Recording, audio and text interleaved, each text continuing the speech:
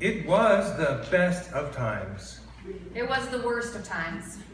It was the age of wisdom. It was the age of foolishness. It was the season of light. It was the season of darkness. It was the spring of hope. It was the winter of despair. And so we begin this morning with the words of Charles Dickens in A Tale of Two Cities. I agree it's a touch cliche. For any and every generation has argued that these words apply uniquely to them. But I say we can make our case too for our time. For are we not living through tumultuous times, living in a liminal space between what? Peter Steinke calls our time the age of uproar, after journalist Brooke Gladstone said, "America is so noisy these days. Everyone shouting, no one listening. Uproar is the age of not one disruption, but many. It is the age where nothing is certain anymore. And so without this grounding, we are consequently living through the age of anxiety." In fact, on the day that Suzanne Wilcox came to record her credo, we sat down with a cup of coffee in my office and she shared with me a blog she had been reading by an American who walked the Camino Trail and after doing so decided to uproot her life and her partner's life and move permanently to Spain. The blogger noticed most specifically the way anxiety had taken root over the American psyche. Sure, Spaniards had equally horrifying news, but anxiety, the blogger noted, does not plague them as it does us. Americans, the World Mental Health Survey showed, are now the most anxious people in the 14 countries it surveyed. It reminds me of the Shel Silverstein poem, one that I committed to memory as a child. Last night, while I lay thinking here, some what-ifs crawled inside my ear and pranced and partied all night long and sang their same old what-if song. What if I'm dumb in school? What if they close the swimming pool? What if I get beat up? What if there's poison in my cup? What if I start to cry? What if I get sick and die? What if nobody likes me? What if a bolt of lightning strikes me? What if they start a war? What if my parents get divorced? What if I tear my pants? What if I never learn to dance? Everything seems swell, and then the nighttime what-ifs strike again. Now, this is a humorous poem, right? But have you ever been up at 3 a.m.? And it's like it does not stop. It's what if, and there are deep things, and there are stupid things, like what if I tear my pants? And they just won't shut up, right? Shel Silverstein, in those moments, because I committed that poem to memory, I say it out loud. And it's like a balm at 3 a.m., just helping me get a little bit of movement from it. Americans, it seems, have a case of the what-ifs. Yes, we are definitively, says Kirkus Reviews, a generation that's going to be asked to dance in a hurricane, both an emotional hurricane and quite possibly, given climate change, literal hurricanes. And so how will the dance, the struggle of our time, define us as individuals and as a people? That is the question we face. How will the struggle define us? And we have to begin by dealing with our anxiety, for we are being defined as anxious. And that's not how I think we want to be defined. I worried a lot, teaches the poet Mary Oliver. Will the earth turn as it was taught? And if not, how shall I correct it? Was I right? Was I wrong? Will I be forgiven? Can I do better? Will I ever be able to sing Even the sparrows can do it. And I am hopeless. Is my eyesight fading, or am I just imagining it? Am I getting rheumatism, lockjaw, dementia? Finally, says the poet, I saw that worrying had come to nothing, and I gave it up. And I took my old body and went out into the morning and sang. That's right. That's right. That's why you need children in the sanctuary. The poet reminds us that our worrying comes to nothing and that we have to give it up. And what does she do instead? Sings. So if you're anxious and you don't know what to do, take your old body out into the morning and sing. That is my first piece of advice, and sing this. Keep moving. Keep moving. Keep moving. Home for another day. You know, you get a lot of songs stuck inside your head, and this week, it better be that one. On Thursday night, with thousands of Unitarian Universalists converging on our General Assembly, both in person and more online, we gathered for the service of the living tradition, a service in which we commemorate the ministers and the educators and the musicians who said yes to their call to ministry. We also honored in that service the beloved servants who had died this year, including our own Reverend Beverly Bumbaugh. The Reverend Lindy Ramsden was our preacher for the service, and she opened with a story. In the 1990s, she was sitting in the waiting room of the Seattle airport on her way to General Assembly when she ran into the Reverend Nathaniel Laureate, who was also on his way to GA. For those of you who've been, often when we're in the airports on our way, we actually spy many Unitarian Universalists. And so there's an actual game called Spot the Unitarian Universalist. And it's remarkably easy to play. I'm not very proud of that, but it's just true. It's just true. They had both served, both Reverend Lindy Ramsden and Reverend Nathaniel Laureate, had both served our UU congregation in San Jose, California, but they served that congregation 40 years apart. On the flight, they sat next to each other, swapping stories, and she learned that the day after his first sermon to the San Jose congregation, it was during his actual candidating week, the United States dropped its first bomb on Hiroshima, followed a few days later by Nagasaki.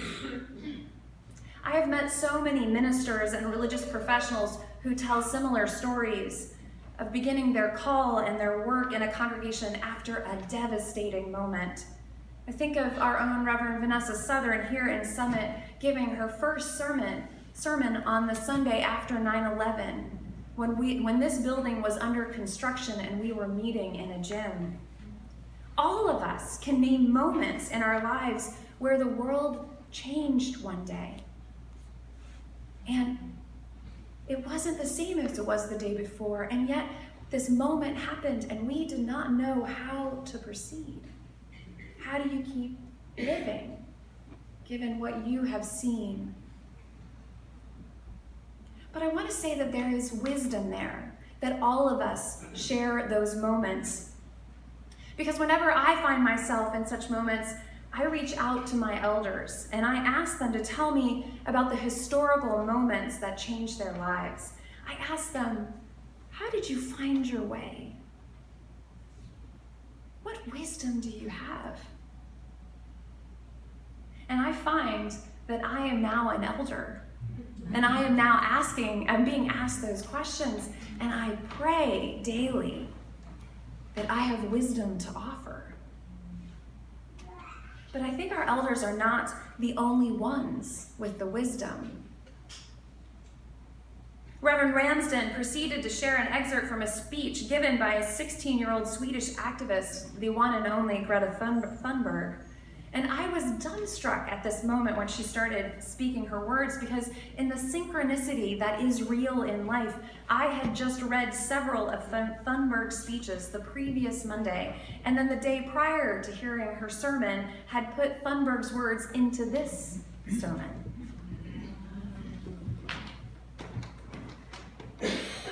Many people say, she says, that we don't have any solutions to the climate crisis. And they are right, because how could we? How do you solve the greatest crisis that humanity has ever faced? The climate crisis is both the easiest and the hardest issue we have ever faced. The easiest because we know what we must do. We must stop the emissions of greenhouse gases.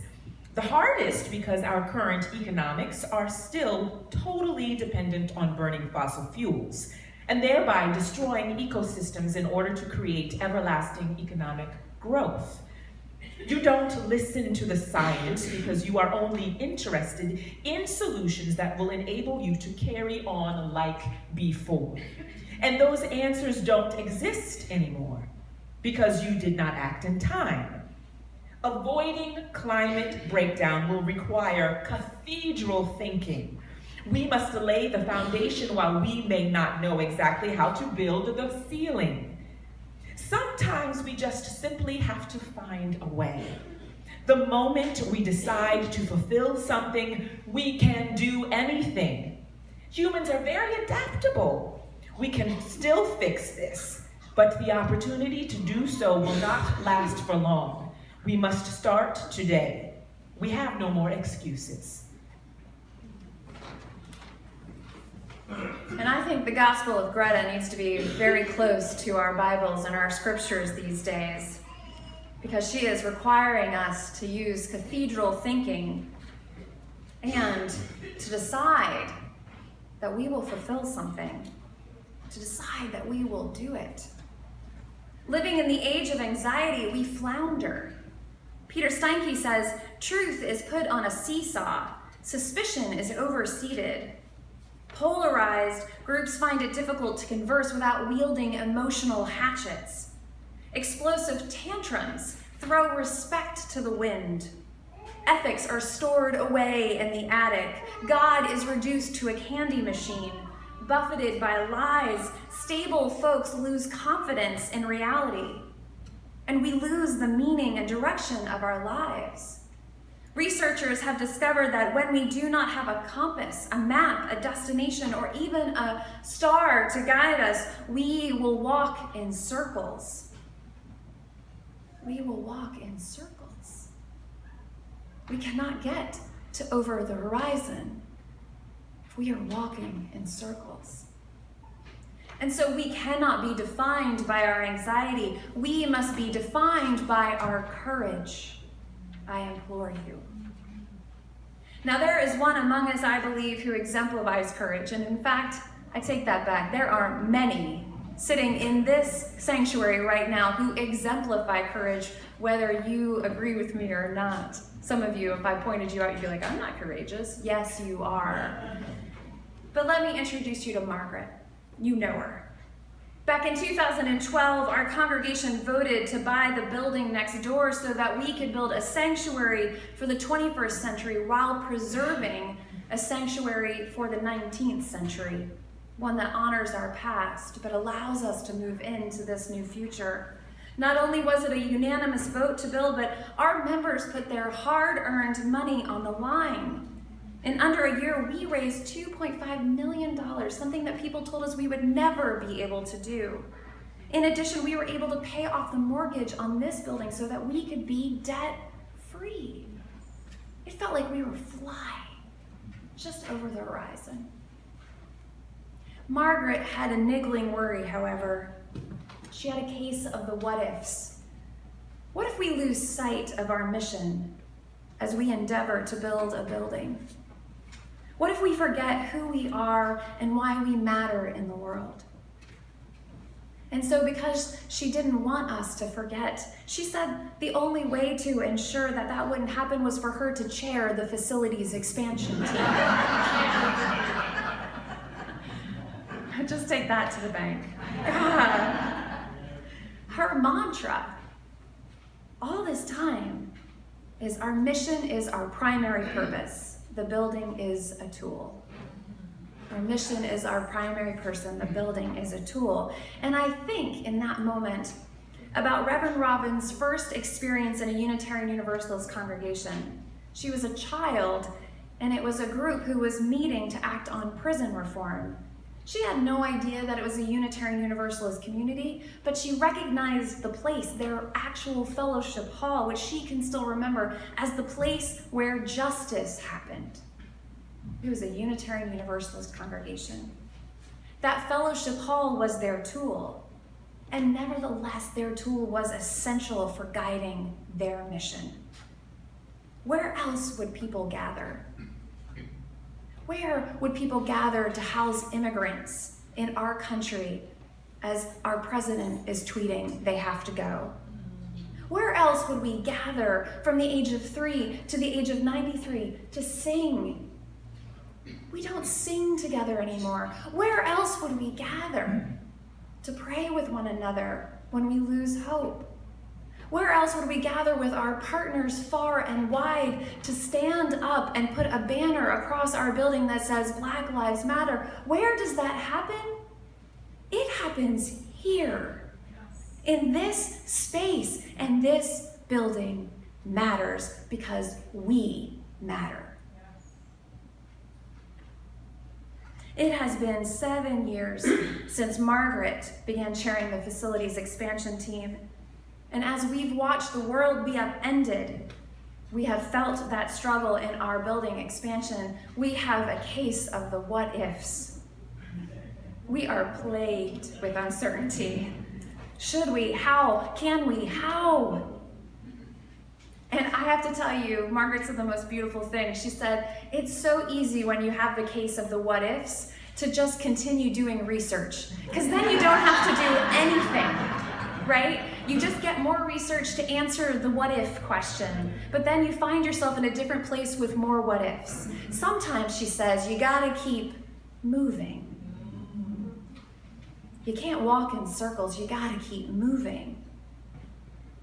Last October, our country experienced one of those earth-shattering moments when the Tree of Life Synagogue in Pittsburgh was shattered by a lone gunman.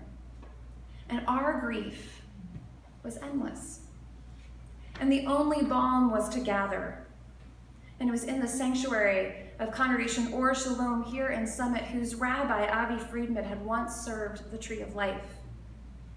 And they opened their doors, and person after person gathered to stand in solidarity with their Jewish brothers and sisters, and it was beautiful. But of course, I know more of that story because I sat in the front row of their brand new sanctuary, one that had taken them 9 long years of struggle and millions of dollars and lawsuits to build. I had watched their tireless efforts. I had gone to zoning meetings to argue on their behalf, and yes, I went to the celebration when they opened their doors on their new sanctuary. It was just a building, but it was a building on that night when we held vigil that held us all. And if they had not built it, we would not have been able to gather.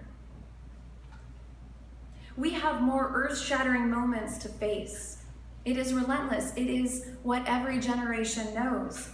And our sacred buildings offer people both young and old a safe place where we find courage in the face of our anxiety.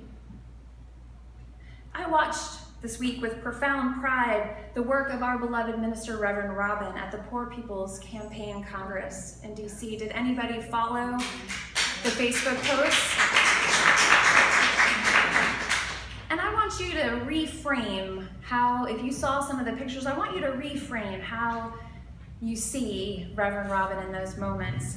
Because every time she works with the Poor People's Campaign or Reverend Barber, it's not just Robin who's there, because she is introduced not only as Reverend Robin, but the minister of Beacon. Yes. And I like to imagine all of us behind her, with her. And I tell you this because when I first started here in 2005, I didn't know really anything about this place, but I went to Spain for the International Council of Unitarian Universalists, and when I showed up and said, "Hi, I'm a minister of the Unitarian Church all the way over in Summit, New Jersey in the United States," they said, "Oh, we know you. We know you. We know your work in the world." And so that when we go to DC and we say we're at Beacon, we've already been there. Reverend Robin works on our behalf as a part of our mission.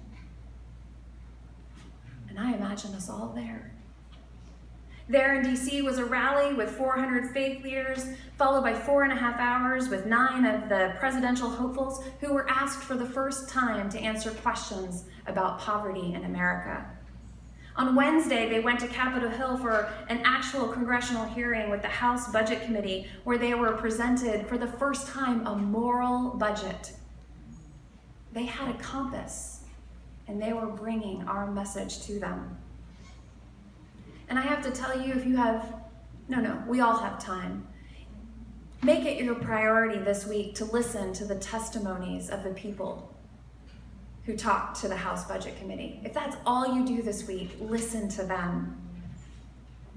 And then I ask you, do you know where that movement began? Yes, Martin Luther King. But it began in sanctuaries and fellowship halls and back classrooms of churches and synagogues, of temples and congregations. It was the place where they found their courage to go out there and do it. Margaret said to me last week, "I don't accept that faith communities have had their day, and Beacon stands for what I attribute worth to. This is our time and our time to be bold. When I feel intimidated by the undertaking, and intimidation is the state of fearfulness, when I feel intimidated, no part of me is willing to give in to that. Not when it comes to our future. We must trust our place in the future." We may live in the age of uproar, but my friends, it will not define us. We will not give in to anxiety. Now we, together, will be defined by our courage. We will move from this, our cathedral, out into the world to bring our light. And we will be singing, "Keep moving, keep moving, keep moving, home for another day." Amen.